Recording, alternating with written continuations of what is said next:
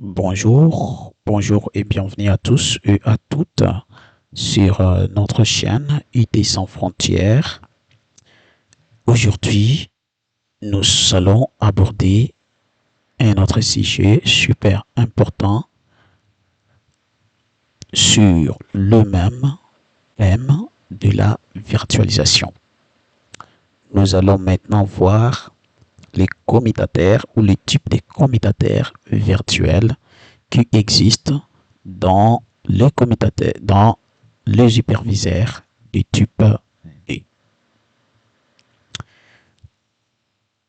Mes chers amis, avant d'entrer dans le vif du sujet, je vous invite à vous abonner, à liker, à appuyer la cloche de notification pour recevoir des annonces en cas de nouvelles vidéos.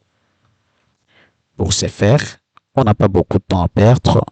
Je vous invite à regarder ce générique et je vous reviens dans quelques minutes. C'est parti.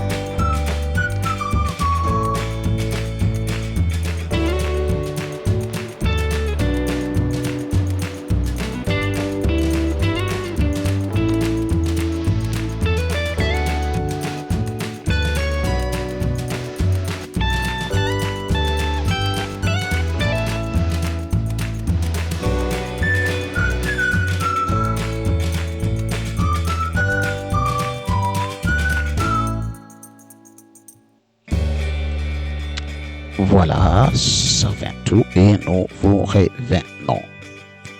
Mes chers amis, comme nous vous l'avons dit tantôt, nous sommes en virtualisation et nous parlons d'un point à l'autre. Et aujourd'hui, nous allons décortiquer les commutateurs virtuels sur les hyperviseurs du type D. Et nous avons choisi pour cette première vidéo de ce point d'utiliser l'hyperviseur VirtualBox d'Oracle qui est gratuit et open source. Donc il est gratuit, donc on n'a rien à payer d'ici, on a tous les droits, tous les accès nécessaires et toutes les fonctionnalités sont gratuites. Donc pour ce faire, je vais l'utiliser en premier et par la suite, on fera d'autres superviseurs au fur et à mesure on avance dans les prochaines vidéos.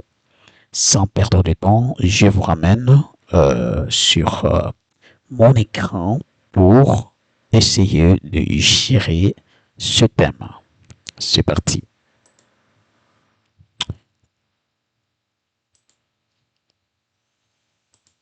Donc, mes chers amis, comme vous pouvez le voir, nous sommes en virtualisation et nous parlons des superviseurs du type E.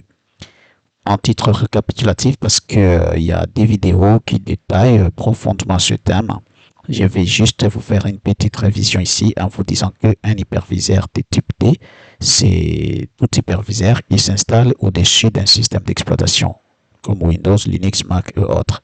Donc, ce sont des hyperviseurs qui ont besoin d'une machine avec un système d'exploitation pour s'installer dessus, contrairement aux hyperviseurs de type 1 qui s'installent directement sur les matériels physiques sans intermédiaire d'un système d'exploitation. Maintenant, nous allons voir. Ici, je ne vous montrerai pas dans cette vidéo comment installer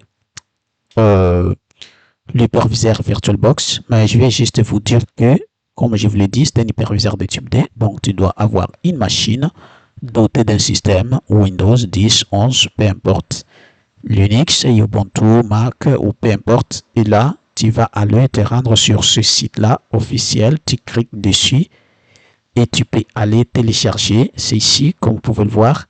Et là, on peut directement télécharger ici l'application ou l'hyperviseur VirtualBox et après on va l'installer tout en suivant les instructions. Comme vous pouvez le voir, il est un logiciel de 64 bits. Ça c'est la version 7 déjà, la plus récente. Vous pouvez l'installer aussi sur Mac OS ARM, donc c'est possible de le faire. Et si on descend un peu plus bas, vous pouvez voir toutes ces choses-là et tout ce qu'on peut prendre de cet hyperviseur. C'est pas ça le but du sujet, je voudrais juste vous les montrer. Et là, vous allez suivre, vous pouvez cliquer, choisir Windows, Host, installer. Et là, vous allez ouvrir le fichier, l'exécutable, vous exécutez et tout. Après l'installation, ça va être fini et l'application sera opérationnelle. Notre souci à nous, c'est de ne pas montrer toutes ces choses-là, c'est plutôt de vous parler des commutateurs, des types de commutateurs virtuels dans cet hyperviseur. Voilà, moi je vais d'abord passer toujours chaque fois. Ici, nous avons déjà abordé plusieurs termes qui peut-être pourront vous compliquer. Si le terme hyperviseur ne te dit absolument rien, vous cliquez en haut, il y a un lien qui vous dirige vers le vidéo qui explique profondément ce thème. Et ensuite, nous parlons des commutateurs virtuels. Si peut-être les commutateurs virtuels ou les vSwitch ne te disent absolument rien, non plus, c'est la même chose. Tu cliques sur le lien en haut à droite et qui va directement vous diriger vers d'autres vidéos qui expliquent proprement ce sujet. Donc, ici, je vais juste passer en revue d'un commutateur virtuel en vous parlant d'une petite définition pour vous mettre, pour vous commémorer. Donc, vous mettre à jour. Ici, nous disons juste on appelle un commutateur virtuel ou un vSwitch, tout composant logiciel utilisé dans un environnement de virtualisation pour gérer la communication entre les machines virtuelles VM et entre les machines virtuelles et les réseaux physiques. Voilà. Donc, je peux juste vous dire très clairement qu'un commutateur virtuel ou un vSwitch, c'est ces périphériques réseau qui nous permet de faire l'interconnexion, donc d'interconnecter nos VM entre eux ou avec le réseau externe physique et ou avec l'autre. Voilà ce que je peux dire. Comme vous connaissez bien, un commutateur ou un switch en informatique, c'est un périphérique réseau qui connecte, qui assure l'interconnexion entre les périphériques finaux, c'est-à-dire entre des ordinateurs, 3 ordinateurs, 1000 ordinateurs, un ordinateur et un autre serveur, un serveur, et donc ça, cette interconnexion-là, des routeurs, entre commutateurs, entre sous-réseaux, entre tout ça, ce sont des commutateurs de périphérique réseau de niveau 2, c'est ce qu'on peut dire. Donc la liaison des données, layout, qui s'occupe des adresses logiques pour maintenir cette interconnexion-là. Ça, ce n'est pas l'architecture réseau pour en parler profondément, mais c'est important de le comprendre. Donc ce sont ces commutateurs physiques qui assurent cette responsabilité-là. Et comme on est en virtualisation, où tout est virtuel, ici, en virtualisation aussi, comme les machines ont besoin des commutateurs pour communiquer entre eux, donc les commutateurs, les machines virtuelles également ont besoin d'un commutateur virtuel pour assurer leur interconnexion. Voilà, nous allons maintenant voir ici en VirtualBox quels sont les types de commutateurs virtuels qu'on peut trouver dedans et leur rôle. Ici, on verra les commutateurs virtuels dans VirtualBox. Nous avons plusieurs catégories que je vais énumérer l'un après l'autre. Un peu de parenthèse ici.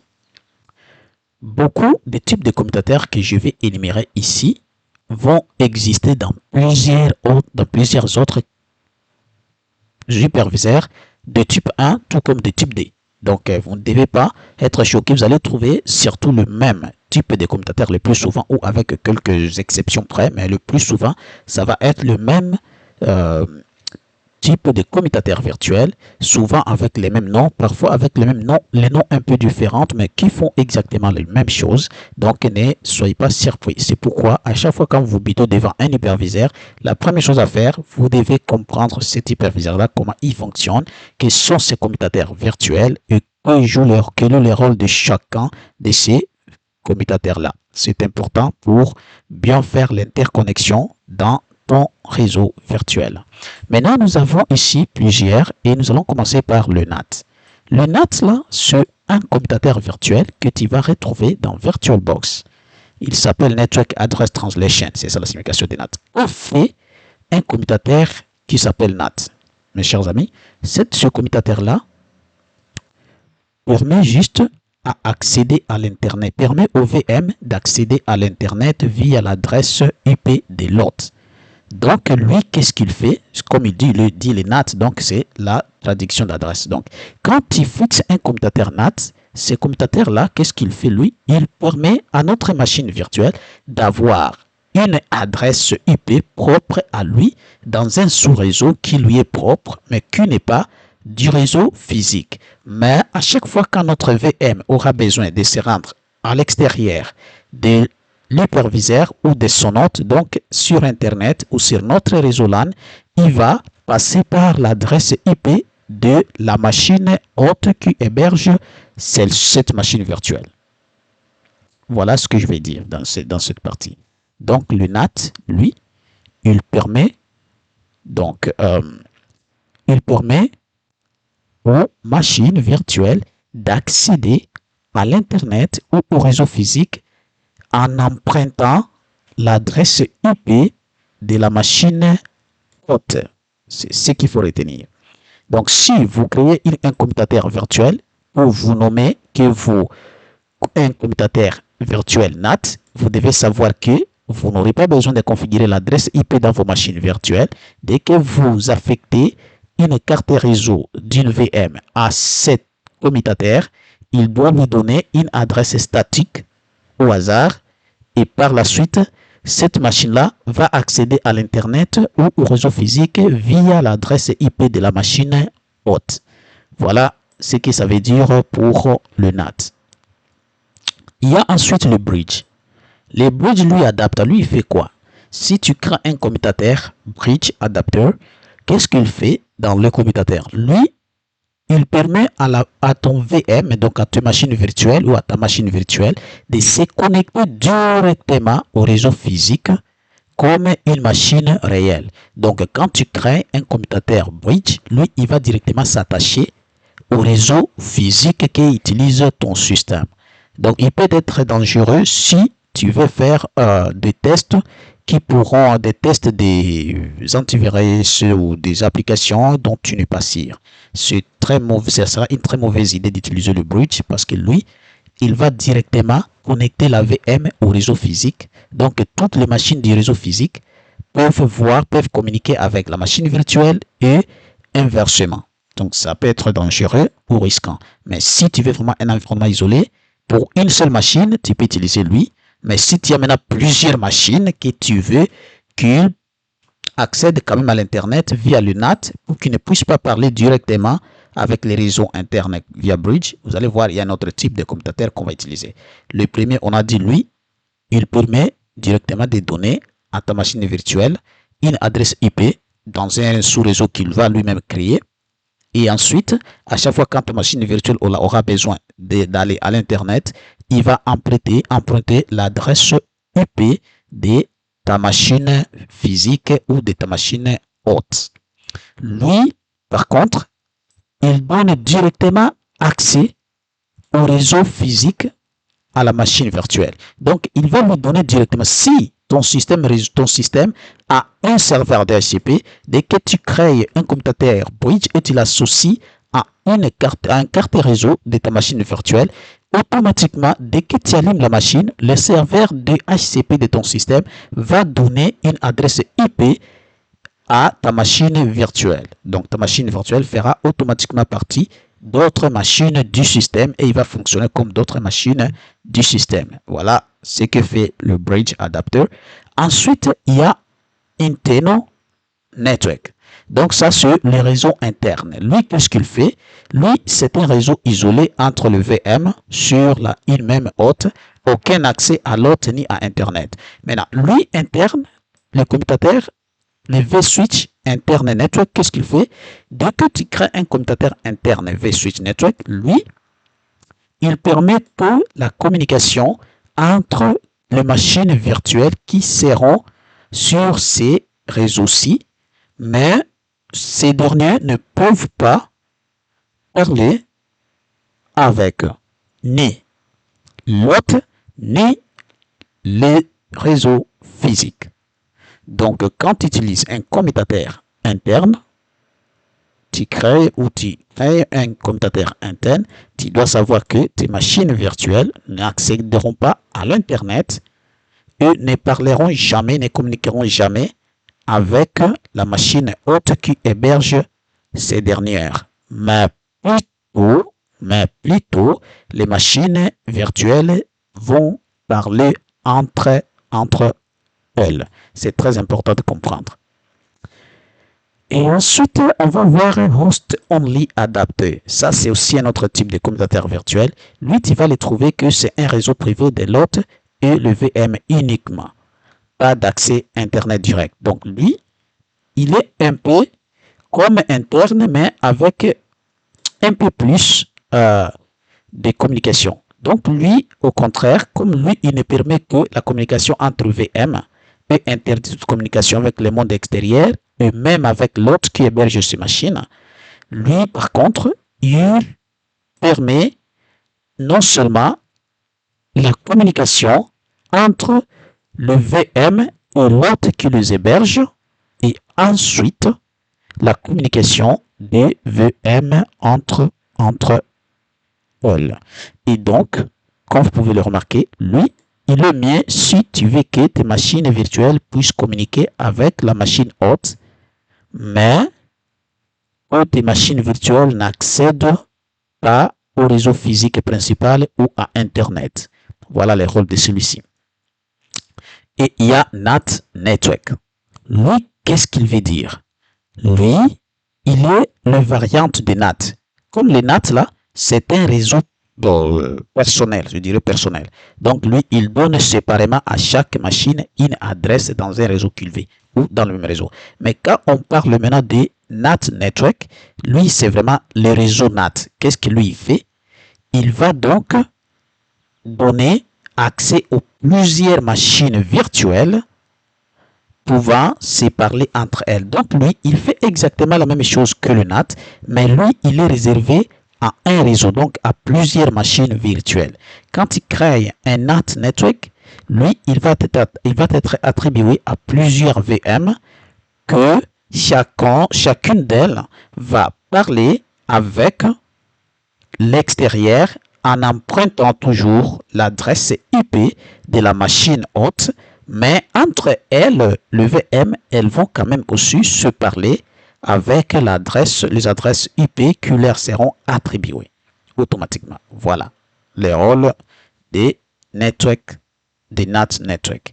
Et Generic Driver, lui, il est utilisé dans des cas spéciaux comme pour supporter les tunneling, c'est-à-dire GRE, c'est un protocole de tunneling, ou UDP tunnel. Donc voilà, lui, il est rarement utilisé, mais c'est uniquement pour des cas spécifiques pour le tunneling vers le tunnel, le VPN et tout. Donc c'est par là que tu peux utiliser, c'est par là où tu peux utiliser l'autre, mais le plus souvent, on se limite à ces 1, 2, 3, 4, 5 catégories de commutateurs virtuels.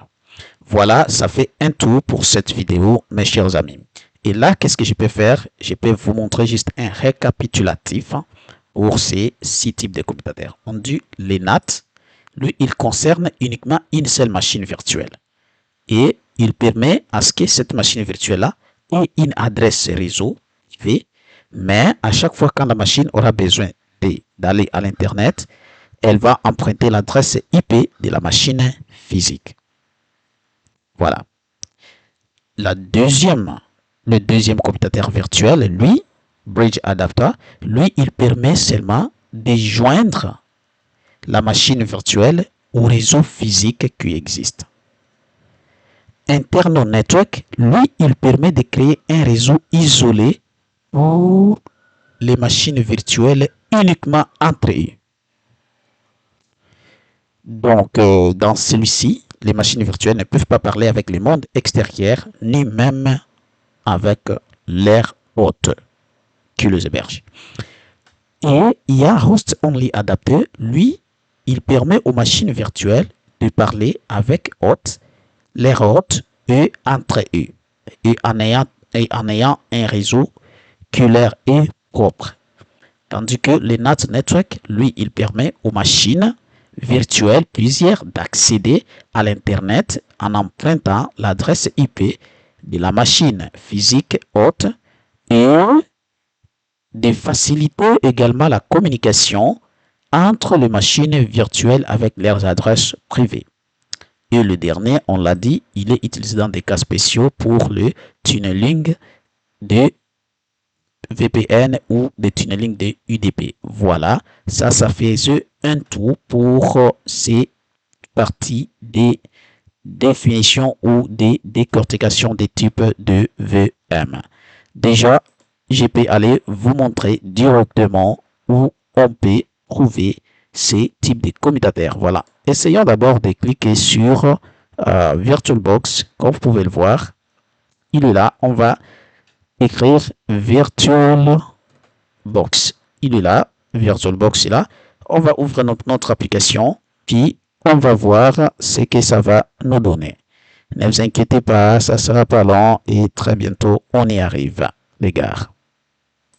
Donc, on va continuer. Vous pouvez remarquer, là, j'ai juste créé une machine virtuelle très rapidement pour vous montrer comment on peut créer des machines, des commutateurs virtuels. Comme vous pouvez le remarquer, ma machine est éteinte. Normalement, si la machine est ouverte, ça ne sera pas possible d'accéder à la fonctionnalité réseau, ce qui va nous permettre de créer des machines virtuelles, des commutateurs virtuels. Donc déjà, une machine est présente. On va juste aller ici dans réseau.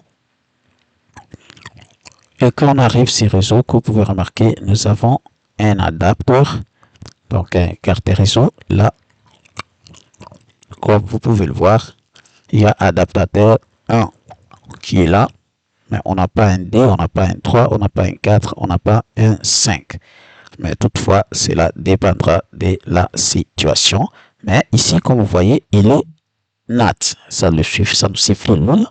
Comme vous voyez là, c'est automatiquement, par défaut, notre adaptateur réseau est considéré comme NAT. C'est-à-dire, dès qu'on considère celui-ci, on crée la machine virtuelle.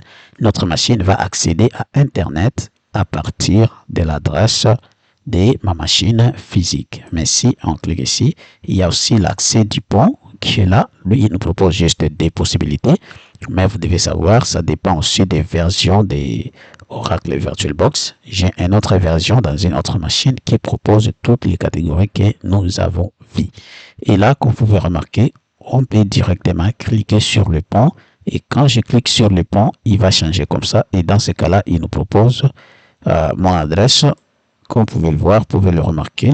Là, il me donne toutes les cartes réseau que je peux utiliser dans ma machine, laquelle je vais utiliser. Donc, lui, il va me donner directement l'accès à ma machine physique. Donc, je serai dans le même réseau que la machine physique avec l'accès pont, c'est ce qu'on appelle bridge. Et lui, le NAT, c'est juste, la machine doit avoir son propre réseau, mais à chaque fois quand il va vouloir quitter ou aller à l'Internet, il va emprunter l'adresse IP de ma machine physique. Voilà, c'est ici où on peut installer ou créer des commutateurs virtuels dans VirtualBox. C'est tout ce que j'avais à vous montrer d'abord pour cette première partie, comme vous pouvez le remarquer. Et là, on va continuer toujours avec dans cette perspective. Ok, voilà, chers amis, tout ce que j'avais à vous dire sur les sujets.